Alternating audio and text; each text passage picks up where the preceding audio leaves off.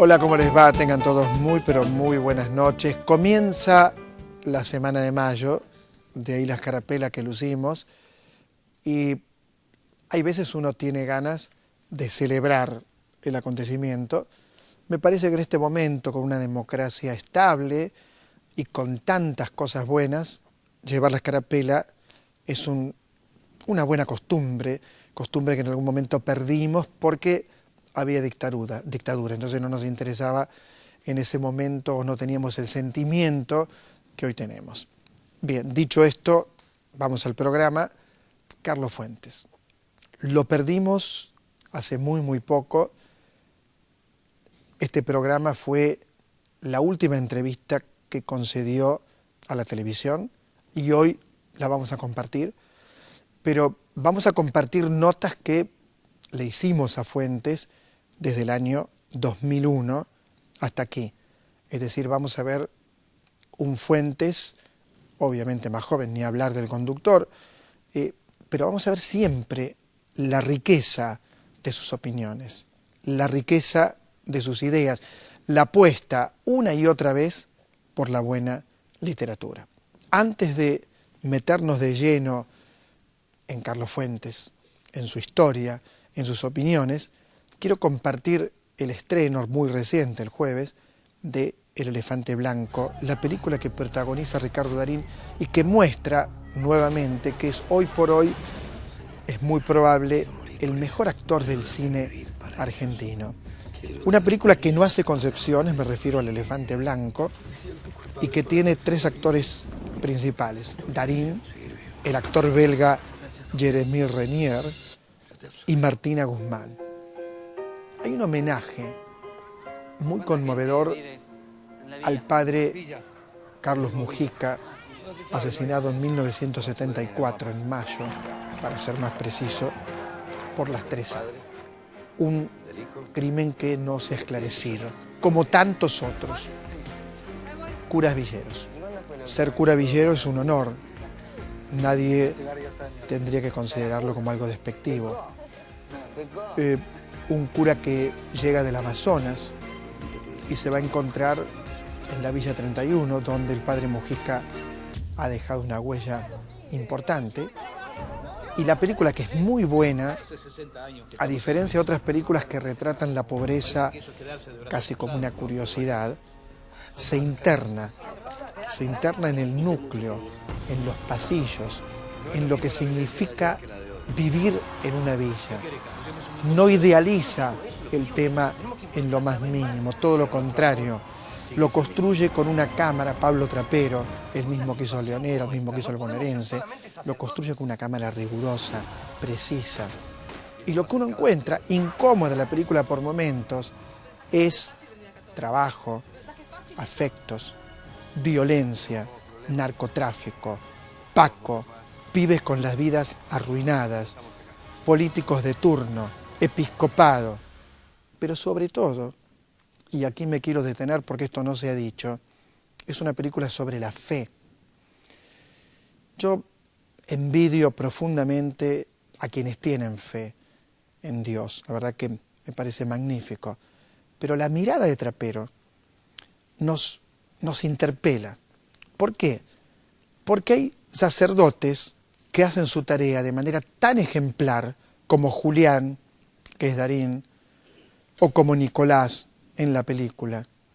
Entonces, esto tiene que ver directamente con la fe, porque la fe es algo que está por encima, totalmente por encima de lo racional, de lo que conviene o no conviene. Es algo que los personajes sienten, y eso que sienten es lo que en algún momento, quizá, no le voy a contar la película, les salva la vida, y también en otro momento los hunde.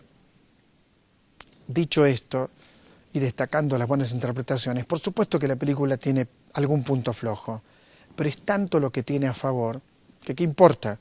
Y por otra parte, honrar al padre Mujica es muy importante. Hay que recordar lo que ese hombre hizo en una villa que está a unas cuadras de este canal. Así que recomiendo El elefante blanco por todo esto, y le digo, puede ser que sea una película por momentos incómoda, pero eso es lo real. Hay que hacerse cargo de que hay otros que viven en condiciones infrahumanas y en esas condiciones, lamentablemente, puede pasar cualquier cosa. Bien, Carlos Fuentes, año 2011, le preguntábamos, ¿por qué 2001, perdón, no 2011, 2001, me corrijo, le preguntábamos, ¿por qué la literatura argentina, o por qué usted cree, querido Carlos, que la literatura argentina es la mejor del continente? Lo vemos.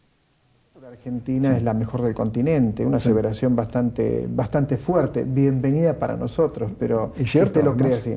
Es cierto, absolutamente cierta. Mire, yo no trato de parcelar la literatura en lengua española, creo que es un conjunto, es lo que yo llamo el territorio de la Mancha.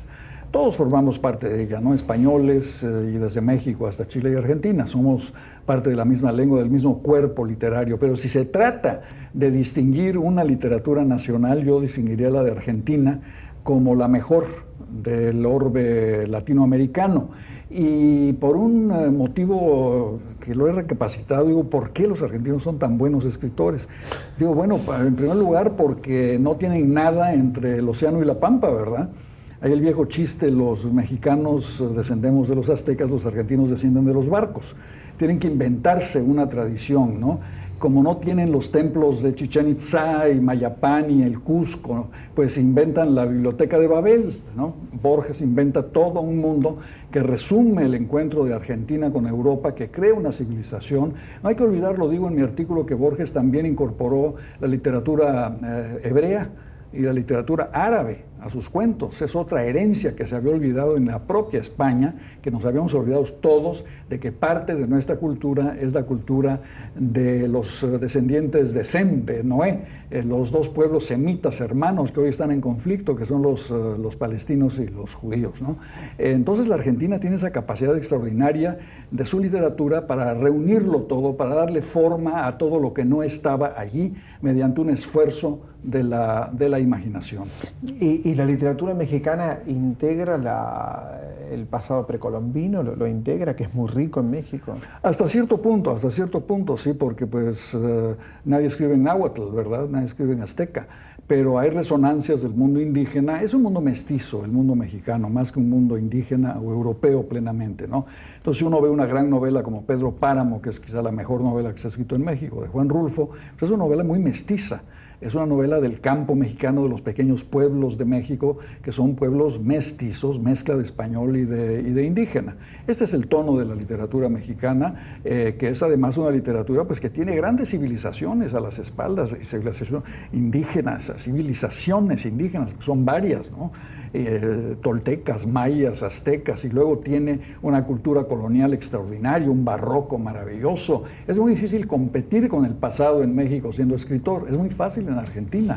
Aquí se puede inventar un pasado, inventar un futuro y un presente con más facilidad que en México, donde la lapa de la historia es como una lápida que pesa sobre nosotros todo el tiempo. Bueno, en algunos de sus textos la historia está muy presente. Sí. Me acuerdo de Laura. ¿Cuál era el título completo? Laura Díaz, Los años con Laura Díaz, sí, La muerte de Artemio Cruz. Son novelas que tratan mucho de la historia de México, de periodos históricos de México, sí. Impresionante, ¿no? Verme con bigotes y ver ahí a Carlos, parece que estuviera más vivo que nunca. Año 2004, Congreso de la Lengua, y le preguntábamos, ¿por qué el Congreso de la Lengua? ¿Cuál es la importancia de un Congreso de la Lengua? Veamos qué respondía Carlos Fuentes.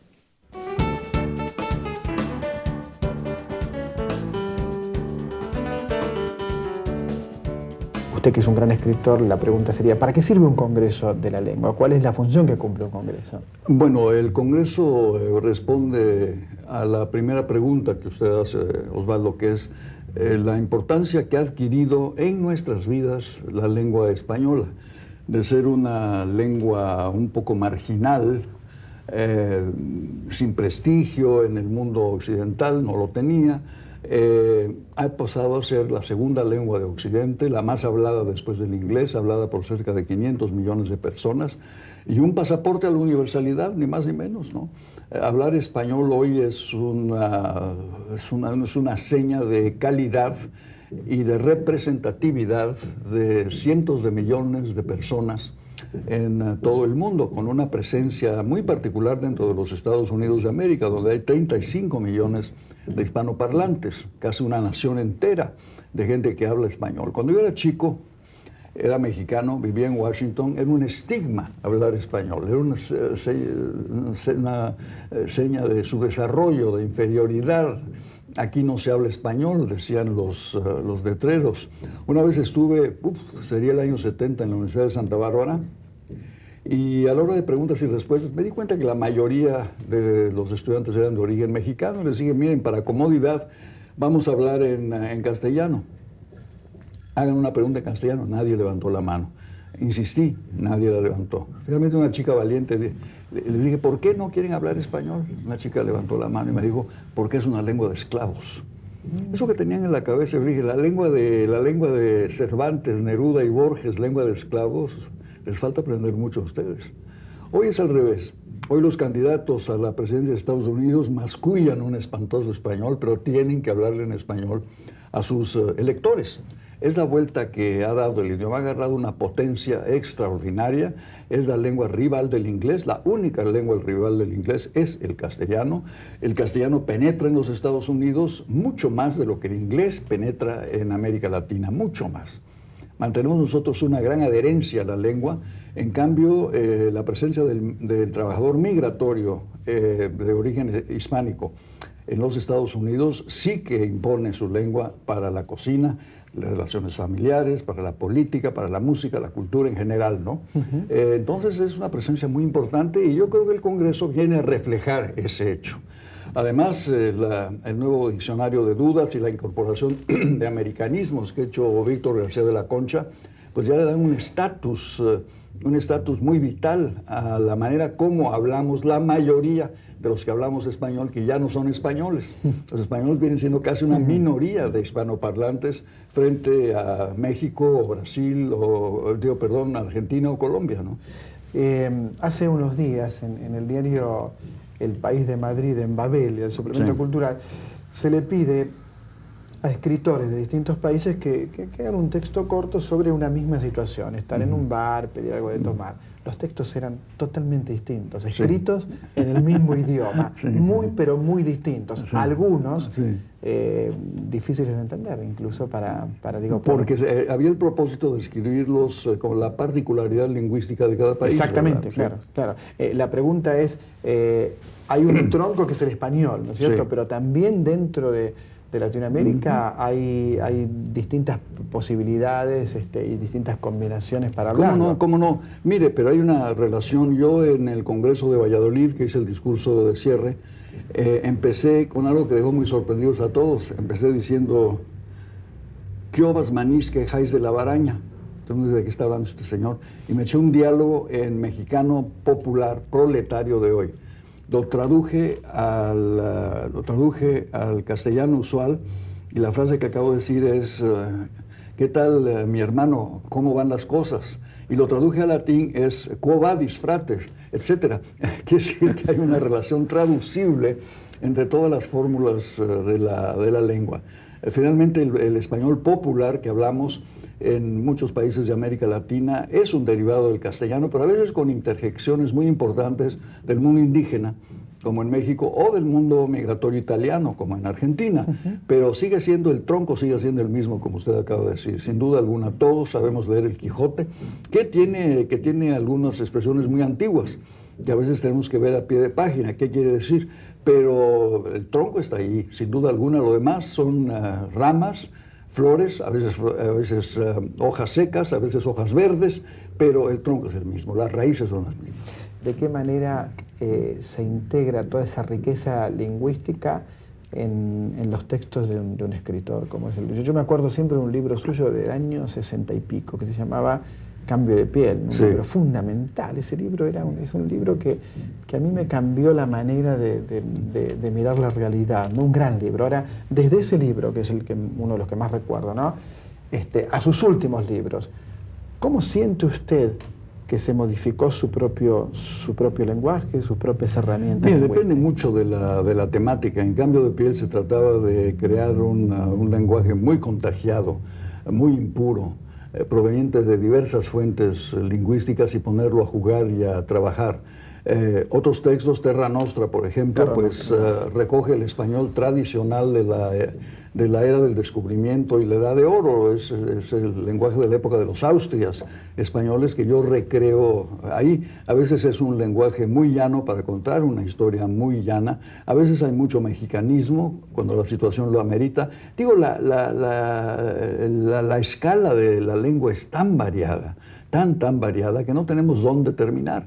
El propio Borges, que escribía un perfectísimo castellano tradicional, podía incurrir casi en el lunfardo, en el habla popular, el hombre de la esquina rosada, muchos de esta La historia intrusa, que se llama Emma Suns. el amigo de su amigo, que es un texto ejemplar que escribieron él y Bioy, que no es más que una serie de expresiones locales, porteñas, prácticamente incomprensibles para quien no conozca Buenos Aires o ese lenguaje, y sin embargo produce por el mero sonido un efecto muy fuerte, muy cómico a veces, muy melancólico otros, porque las palabras tienen vida propia.